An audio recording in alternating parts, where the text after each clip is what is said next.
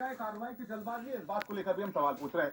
सुब्रत पाठक जी, मेरा सवाल आपसे ये है कि जेल के अंदर बैठा, गुजरात के अंदर बैठा जेल के अंदर अतीक अपने गुर्गों से उत्तर प्रदेश में इतना संगीन इल्जाम कैसे ऑपरेट करा सकता है?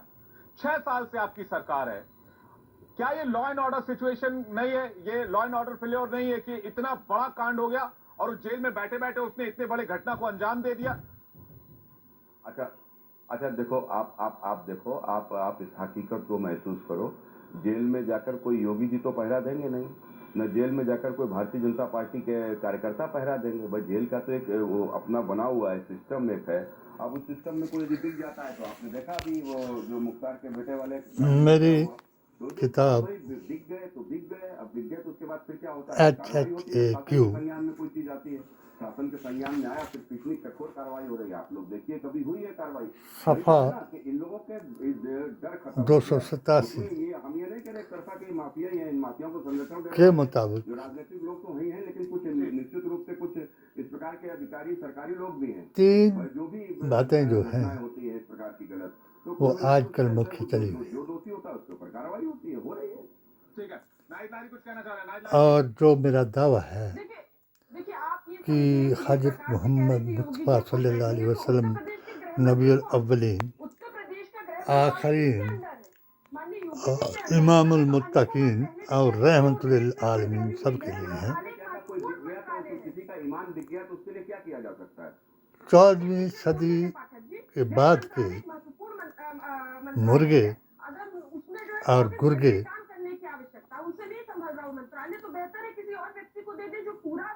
जो कुछ भी कर रहे हैं या करा रहे हैं, इसके लिए मेरी समझ के मुताबिक आजकल 3 साधन हैं।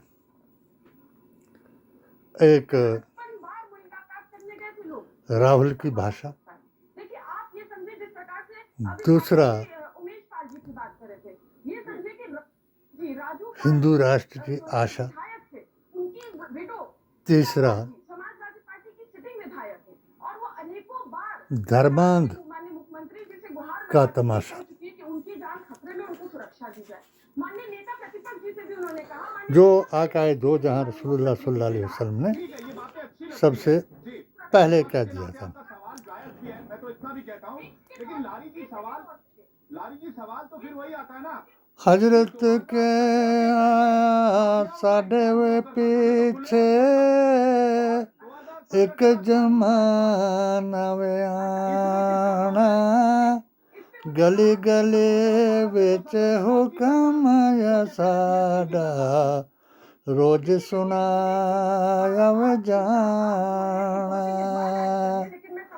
थोड़े वे लोग कबूल करे सन, होशिए दीन ने माना, अल मेरे नो तंग करे सन, है हुक्म रबाना। खलकत अपने हुक्म चलावे, नालवे अपने तरीके, पढ़ हदीस कुरान विशेखा, अहले वे बैत यकीदे, बिच मजलिसां वे आलमकारी, होसी वे इल्म खाली, शायर जाहिल जालिम अरबी, दिन नबी नुए गाले, आलम हक बतावण वाले, थोड़े वे थोड़े होवन, बहुते वे लोग ये बन कतारा, दुश्मन बन खलोवन। सुनने वाले कर सच्ची तौबा, सौदा दुनिया है बाजारों,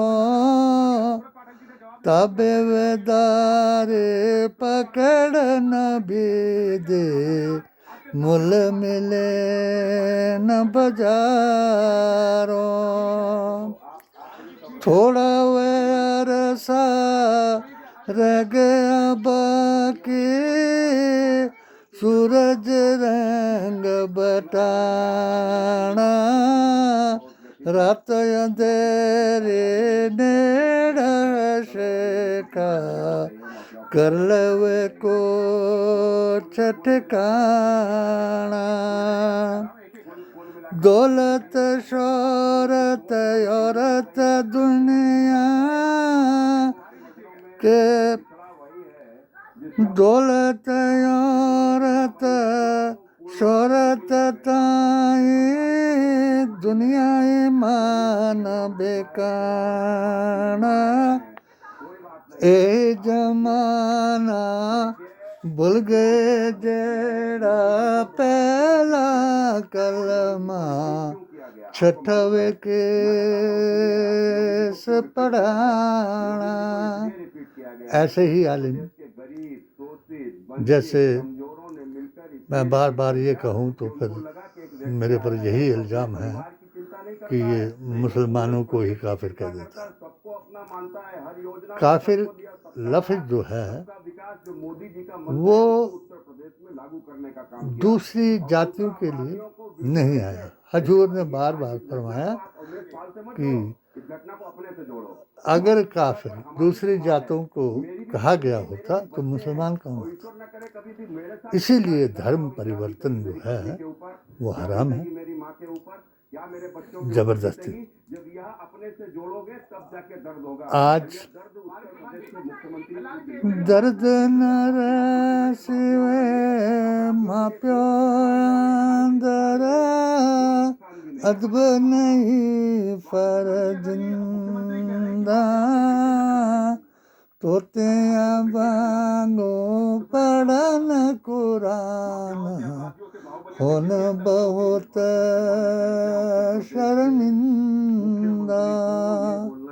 कोई ओम को भगवान बना रहा, कोई मनु को भगवान बना रहा, अपने अपने तरीके से एक दूसरे को नजदीक आने की बात बता रहा है, मगर हक और बातिल कभी इकट्ठा नहीं होगा, ईमान कभी बेचा नहीं जाएगा।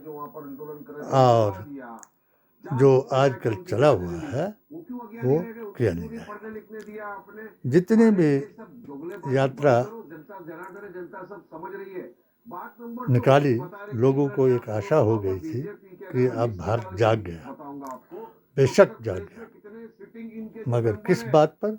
कि जो मैंने पहले बात कही कि हिंदू राष्ट्र बनाने की बात पर। मुसलमान भी जाग गया किस बात पर? कि जो बात हजूर ने मना की उसको करने पर।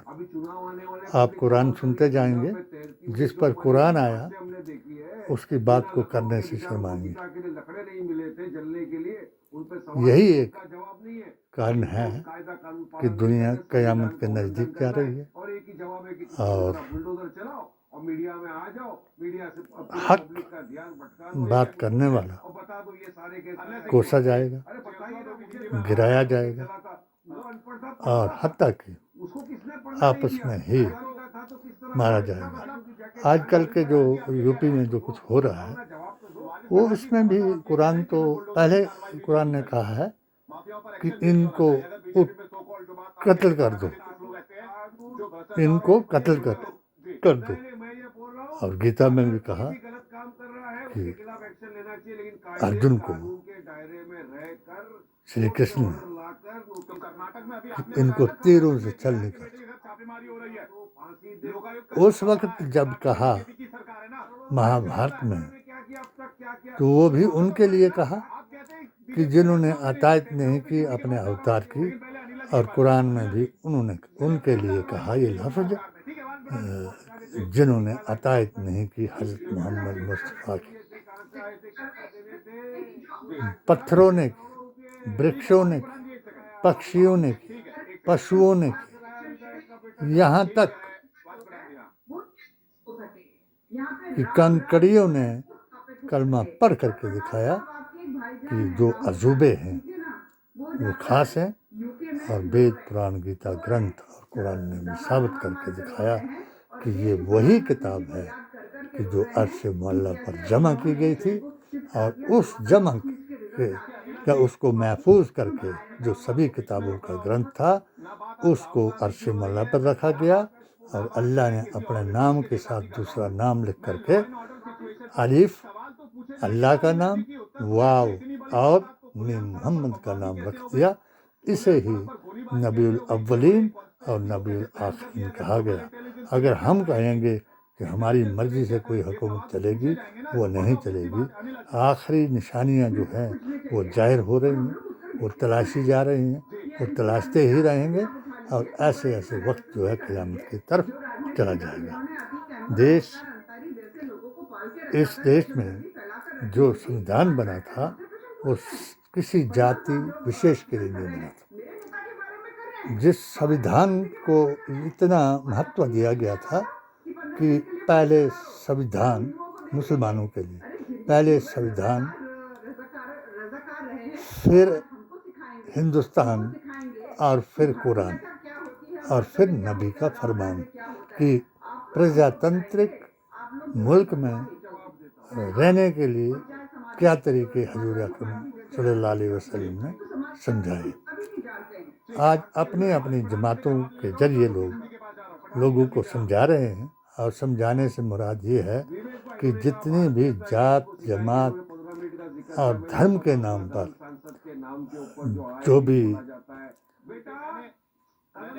सभाएं की जा रही हैं, ये जुलूस निकाले जा रहे हैं, तो वो एक दूसरे को हकीर करने के लिए निकाले जा रहे हैं।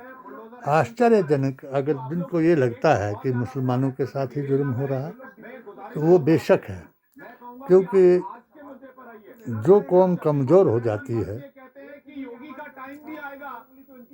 जो कौम अपने आका को भूल जाती है, तो तभी क़यामत आनी है। इसीलिए मुसलमान ही हर बात में टारगेट है।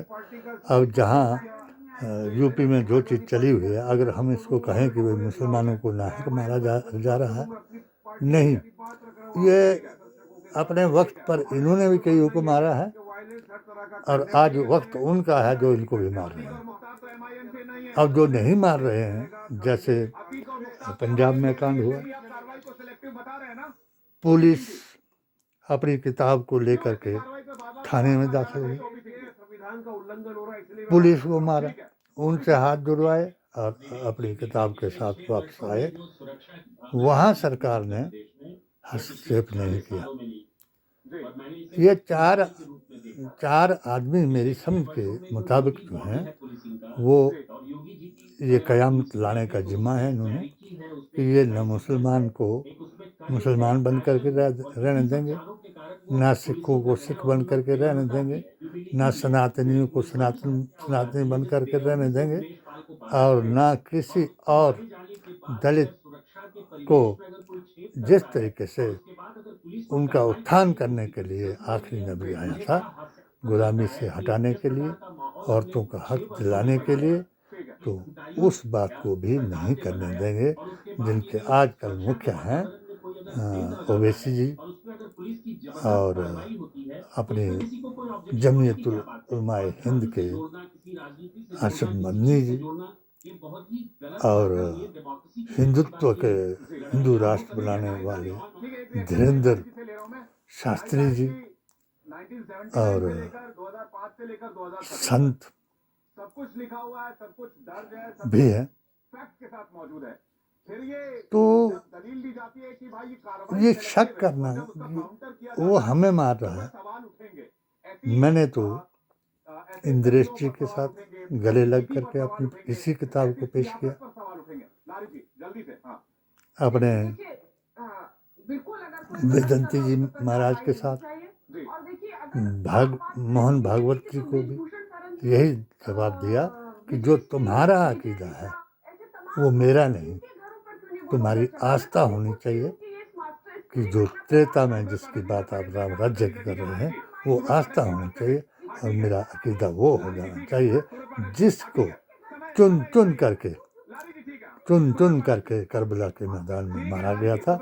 वही भाषा आज अगर यूपी का मुख्यमंत्री कह दे तो मुझे कोई अतिशयोक्ति नहीं, मगर मैं ये कहूँ कि ये सब कुछ अच्छा हो रहा है, ऐसा कहना भी मेरे नॉलेज के मुताबिक, मेरे ज्ञान के मुताबिक सही नहीं है। सरकार ये कह रही है कि अपराधियों को अपराधियों की नजर से देखा जाएगा, किसी धर्म के चश्मे से नहीं देखा जाएगा। आप सभी का बहुत बहुत शुक्रिया हमारे साथ डिबेट में जुड़ने के लिए और अपना कीमती वक्त हमें देने के लिए। अपराधियों पर योगी सरकार ऐसे ही बुलडोजर एक्शन लेती रहेगी, डिबेट में साफ कर दिया है बीजेपी के प्रवक्ताओं ने और बीजेपी के सांसद ने। डिबेट में फिलहाल इतना ही। वक्त हो गया आज के दूसरे डिबेट का, कुरुक्षेत्र का। क्या देश में लोकतंत्र खतरे में है? क्या राहुल गांधी की जासूसी करा रही है मोदी सरकार?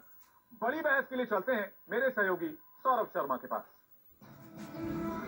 ये कुरुक्षेत्र के नाम से जो युद्ध लड़ रहा है और शह दी जा रही है कौरवों को और बात की जा रही है नमस्कार, आप देख रहे हैं कुरुक्षेत्र। पांडवों की। बहुत स्वागत है आप सभी का। बात राहुल गांधी की आज एक बार फिर जो भारत जोड़ो यात्रा के जो बाद विदेश यात्रा पर हैं।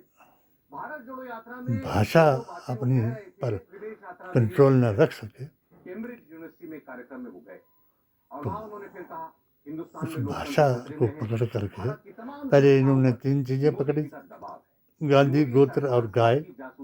अब 3 चीजें और हैं जो मैंने बताई। गाय इनको नेक हिदायत करे, आमीन। विपक्षी